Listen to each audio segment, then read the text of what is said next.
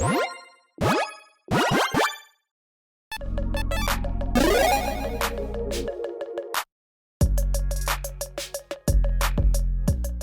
everyone, Mitch coming up with the Commander Score Studio. Welcome to the show. So, unexpected things happened this morning. It's like MTG Barcelona or something like that going on right now. There must be a big event of some sort going on right now, probably that. And yeah, early in the morning, I think a couple hours ago, we just got an enormous amount of spoilers all at once. Well, from both Doctor Who as well from Wilds of Eldraine. If you haven't seen my earlier episode from today on one of the crazy commanders from Doctor Who, make sure you check that out because, yeah, that commander breaks one of the just basic rules of Magic. And this is basically the first time that is happening, and it's pretty crazy. So, yeah, at first I was like, sure, I'll do a quick take, and y'all do some quick takes, and I didn't exactly realize, just how big of an undertaking, how many spoilers there are really, and, yeah, to be honest, the quote from Ace Ventura came in my head, "I don't have the power!" That was terrible. That was awful. And it's actually Ace Ventura referencing another movie. "I can't do it, Captain. I don't have the power." Okay, slightly better, I think. I don't know. Anyways, I'm not going to be doing individual ones for these because there are too many. But on this episode, let's go through the Wilds of Eldraine spoilers. And first up, my goodness, heavy hitting, going to be an incredibly expensive, incredibly popular card, Moonshaker Cavalry. Yeah, players out there are already calling this the White Craterhoof Behemoth, and basically that's what this is. There we go. A 6/6 Spirit Knight with flying for 5 white. So 8 mana. Yeah, but with that 8 mana, you're going to get a giant effect, and that effect is when it enters the battlefield, creatures you control gain flying and get +X/+X until I've turned X the number of creatures you control. So again, basically, copy-paste Craterhoof Behemoth, change a few things around, essentially. Yeah, White's version of it.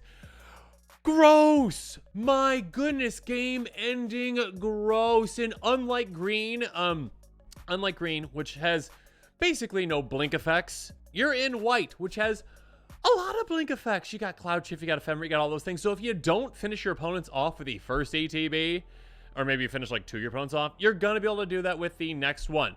And actually, I say next one, but it's more like, yeah, you get this into play. Unlike Craterhoof, this is not swinging right away. It's not giving haste. It's not giving trample or whatever it is. Essentially, yeah, it's not giving trample, but this is giving you a way to get through with your army. Again, giving all your creatures flying is generally a way to say, you know what, we're going to get through with the vast majority of my creatures, essentially. There's certain opponents who won't be able to block at all, who don't have any flyers, any reach creatures. They're just going to get through. And again, that +X/+X can be massive. If there's a single color out there that's like, yeah, I want to get a ton of creatures on the board, it's white. Green's good at it too, yes, but white is the one that's like, yeah, token. Just tokens everywhere going wide, and now this is like, you know what, just an absolute bomb in so many decks out there where this is just going to come into play and say, oh, my creature's got a +20/+20 flying, you're all gone, yeah, it's going to be game ending. And again, if that's not enough, you're like, oh, okay, that's not enough for Cloud Shift.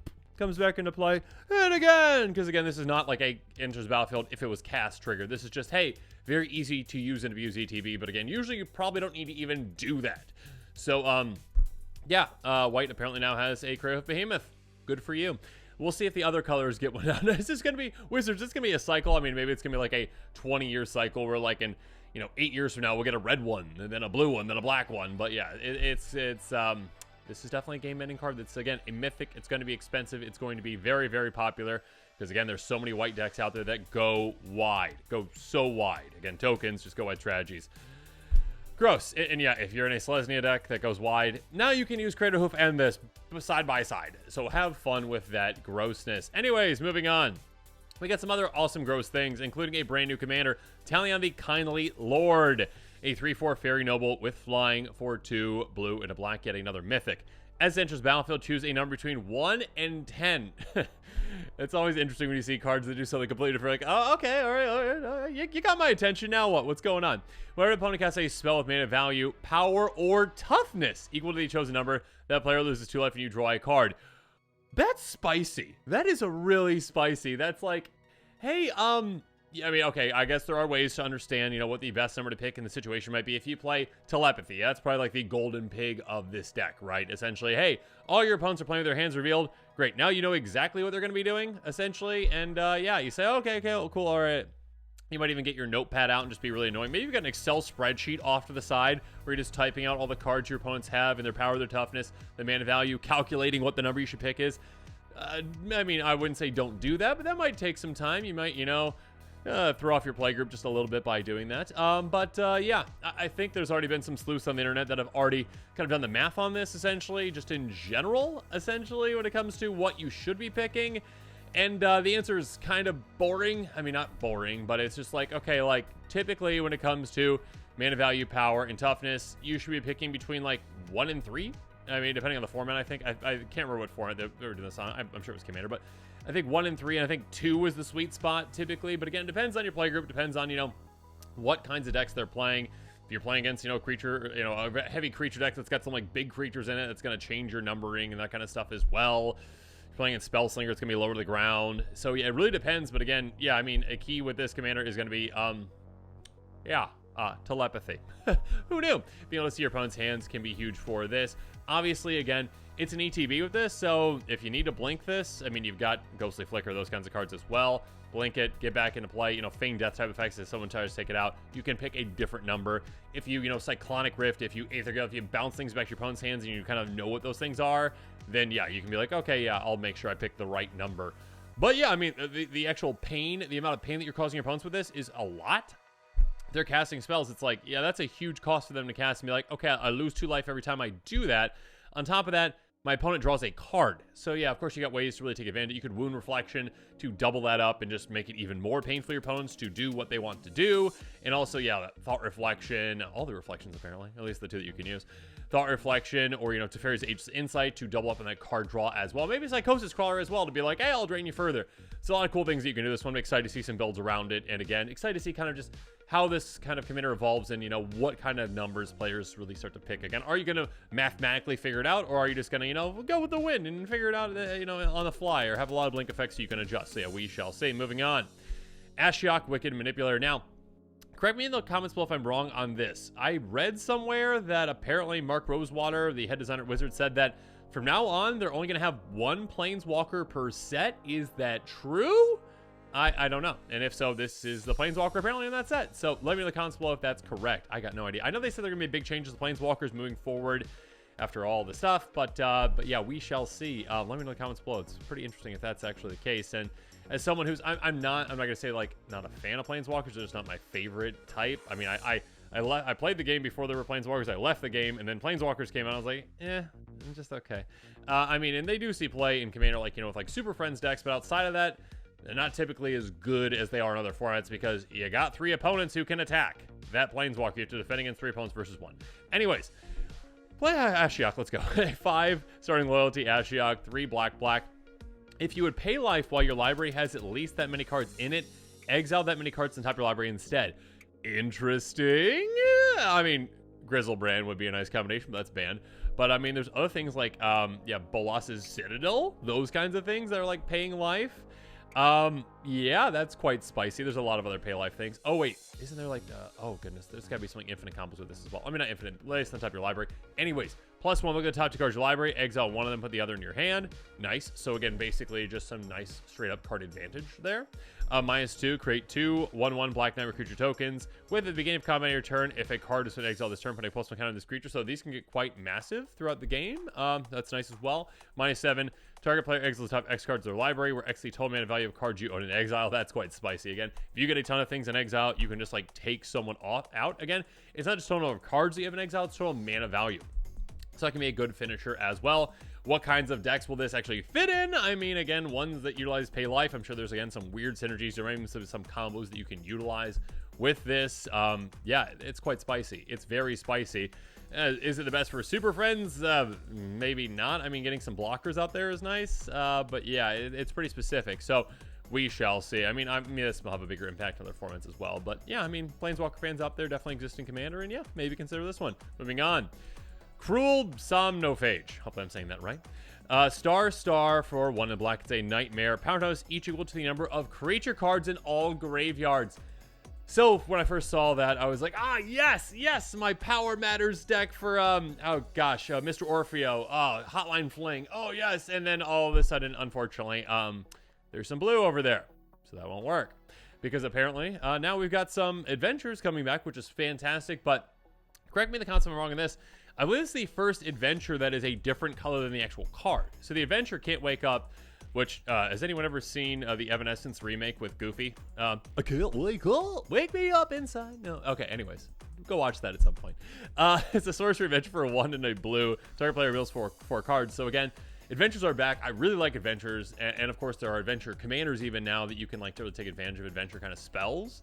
And now we're getting more of them. That's great. But again, keep in mind, obviously, when it comes to what colors this actually is, unfortunately, this only fits in the decks that have Dimir. So Mr. Orfeo is pretty upset about that.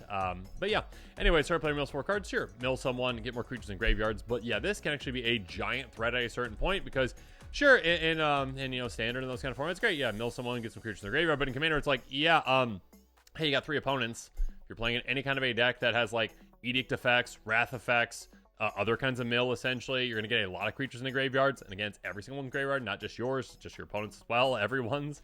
So, yeah, this can be absolutely massive again for 2 mana. That can be absolutely huge. Kind of reminds me of like White at Precinct 6 back in the day. I used to play a mill deck, in standard. So that was fun, and I didn't win a lot, but it was fun. Moving on, Tough Cookie. Yeah, apparently food creatures are back, which always is like a weird concept to me, but it's kind of funny. Anyways, Tough Cookie is a 2/2 food golem for 1 and a green, because that's a thing. Enters the battlefield, create a food token. Cool, so this food brings other food friends with it, I guess. By paying 2 and a green, target non-artifact creature you control becomes a 4/4 artifact creature until end turn. That's actually really good, and that's repeatable, so keep that in mind. So yeah, if you got like a artifact-centric deck, you got a token deck, which this is green, those typically aren't, but still, you can utilize that to kind of make an army. Pay 2 tap, sacrifice Tough Cookie, you gain 3 life. So again, basically like that, just food ability, essentially. It's adorable. It's a gingerbread man. I'm assuming we're going to get a lot of gingerbread men in this set, because they seem to lean pretty heavily in that. And we shall see what happens with that. But yeah, apparently food's coming back in Wilds of Eldraine, which would be pretty exciting. And then finally, we've got Restless Fortress. I just want to point this one out as well. Creature lands are back, which I really like creature lands. I think they're really cool. They're not for every deck, but there are definitely decks out there that like to use them, including, I think it's one of my most famous episodes at this point, my most popular episodes, the Child of Alar 99 lands deck. Yeah, this is budget, probably throw that in there. Enters battlefield, taps for a white or a black, pay 2 white, black, comes a 1 for white and black, nightmare creature on turn, so I land, attacks Fame, player lose life, you gain 2 life. So it's kind of hitting for 3. I mean, it basically, no matter what, is going through for 2, and you're getting some life as well. That's nice. Yeah, it is slower. That being said, Child of Alar deck does not really care. Child of Alar deck is like, yeah, hey, all the lands that, well, either sacrifice me, give me mana quickly, or also just, can hit my opponents as well for a very long and drawn-out match with 99 lands. But you haven't seen them, so make sure you check it out. I mean, there's definitely other decks out there that like to utilize man lands as well, creature lands as well, and yeah, this one is a good one. I mean, it is, it's quite interesting. It's, I'm expecting to see a cycle of this. Usually they don't just do one-offs of this, so we shall see if we get a cycle of 5 of these. We shall see. But yeah, these are the new cards. I believe that's the last one. Yeah, it is.